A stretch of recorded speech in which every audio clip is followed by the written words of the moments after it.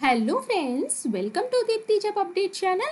Friends, National Institute of Educational Planning and Administration ఇది ఒక deemed university. దీంట్లో permanent positions అయితే పడ్డాయి. ఆ పర్మనెంట్ పొజిషన్స్ యొక్క నోటిఫికేషన్ అయితే ఇప్పుడు క్లియర్గా చూసేద్దాము.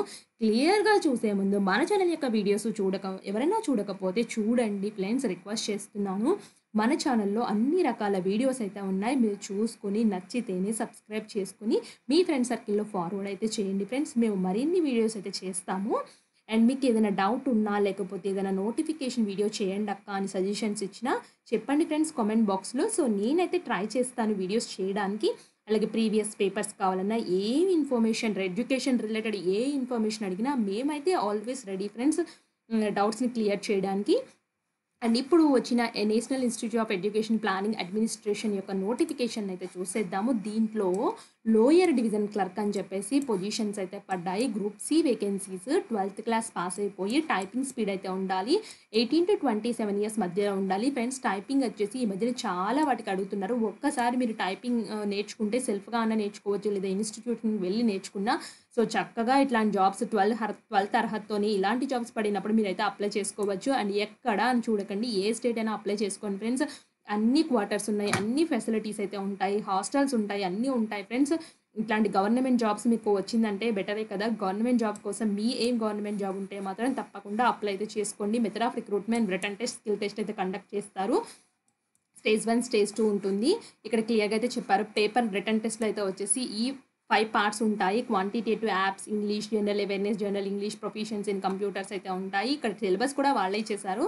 అండ్ స్కిల్ టెస్ట్కి సంబంధించిన టైపింగ్ స్పీడ్ ఎంత ఉండాలో కూడా ఇచ్చారు ఫ్రెండ్స్. ఇక్కడ దీనికైతే వచ్చేసి ఫీ 1000 రూపీస్ అయితే ఉంది. జనరల్, ఈడబ్ల్యూఎస్, ఓబీసీ వాళ్ళకి 500 రూపీస్ ఫర్ ఎస్సీ ఎస్టీ వాళ్ళకైతే ఉంది. ఇక్కడ చూడండి, those who have already applied against the published in the employment news need not to apply. Already friends NIEPA నుంచి ఇదివరకు ఒక నోటిఫికేషన్ వచ్చిందంటే ఫ్రెండ్స్ 27/20/2024లో అప్లై చేస్తే ఇప్పుడు అప్లై చేయక్కర్లేదని క్లియర్గా వాళ్ళే మెన్షన్ చేశారు. సో అప్పుడు అప్లై చేస్తుంటే మాత్రం ఇప్పుడు అప్లై చేయకండి. ఇప్పుడు ఫ్రెషర్ ఎవరైతే ఫ్రెష్గా అప్లై చేద్దాం అనుకుంటారో వాళ్ళు మాత్రం ఈ నోటిఫికేషన్కి అప్లై అయితే చేసుకోండి. మిస్ చేసుకోవద్దు. ఎలా అప్లై చేయాలో కూడా క్లియర్గా అయితే ఇచ్చారు. So soft copy, date of birth, ఇవన్నీ డాక్యుమెంట్స్ ఇవన్నీ మీరు పెట్టుకోవాలి ఫ్రెండ్స్. ఫీ అయితే వచ్చేసి ఆన్లైన్లోనే ఫీ పే చేయాలని అయితే క్లియర్గా చెప్పారు. సో దీనికి ఏ విధంగా రిజిస్టర్ చేసుకోవాలనుకుంటున్నారో చూద్దాము. ఇక్కడ చూడండి, క్లిక్ హియర్ అప్లికేషన్ ఫామ్ ఉంది కదా, దీన్ని క్లిక్ చేయడం తోటి ఈ విధంగా అయితే వస్తుంది. నాకైతే అకౌంట్ లేదు కాబట్టి first email ID, confirm email ID, password అయితే ఇచ్చేయండి. పాస్వర్డ్లు ఇచ్చేసి మీ మొబైల్ నెంబర్ ఇచ్చేసి వెరిఫికేషన్ కూడా ఎంటర్ చేసి సైన్ అప్ అయితే చేసుకోండి.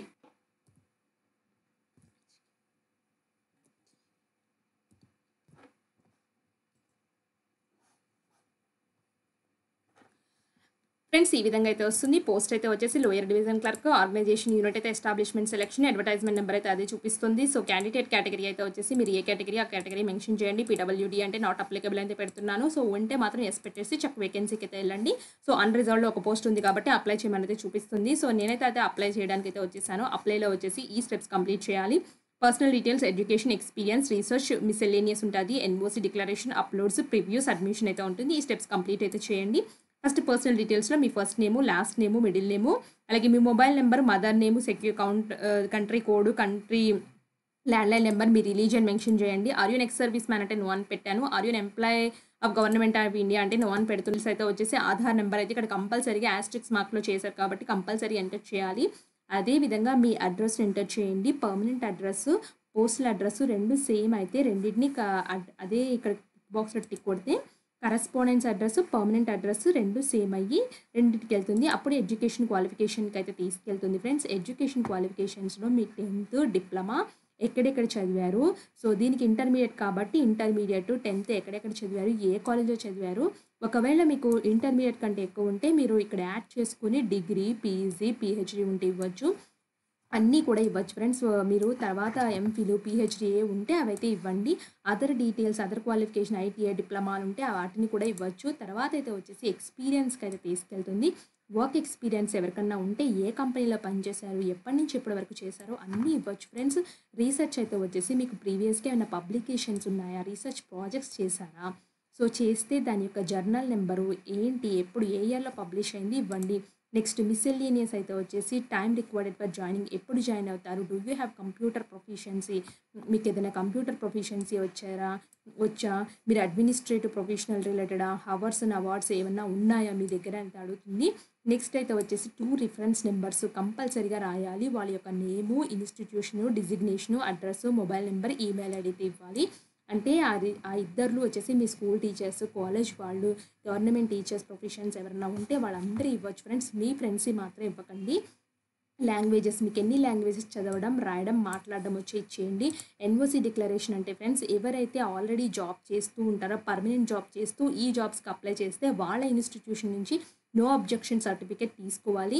మిగతా వాళ్ళకైతే అవసరం లేదు ఫ్రెండ్స్. అక్కడ అప్‌లోడ్స్ అయితే వచ్చేసి మీ ఫోటో, సిగ్నేచరు, 10థ్ class, pan card, so Aadhaar, pan, voter ID ఏముంటే అవి మెన్షన్ చేయండి.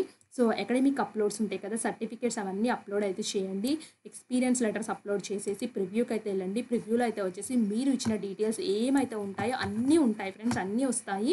ఇక్కడ టిక్ బాక్స్‌లో టిక్ కొట్టేసి నెక్స్ట్ సెక్షన్‌కి వెళ్తే సబ్మిషన్ సెక్షన్‌కి వెళ్తుంది. సబ్మిషన్‌కి వెళ్ళే ముందర పేమెంట్ స్టెప్‌కి అయితే తీసుకెళ్తుంది. సో మీరు పేమెంట్ అయితే చేయాల్సి అయితే ఉంటుంది ఫ్రెండ్స్. ₹500 పే చేయాల్సి అయితే ఉంటుంది. అన్‌రిజర్వ్డ్ వాళ్ళకి, కొన్ని ఎస్సీ, ఎస్టీ వాళ్ళకి ఎక్సెంప్షన్ అయితే ఉన్నాయి. సో మీకు ఎంత అమౌంట్ ఫీ పే చేసి చూపిస్తే అంత అమౌంట్ ఫీ చేసేసి మీరు అప్లికేషన్ ఫామ్‌ని సబ్మిట్ చేయండి. మీకు ఏదైనా డౌట్ ఉంటే మాకు కామెంట్ బాక్స్‌లో కామెంట్ చేయండి. తప్పకుండా రిప్లై అయితే ఇస్తాను. Thanks for watching.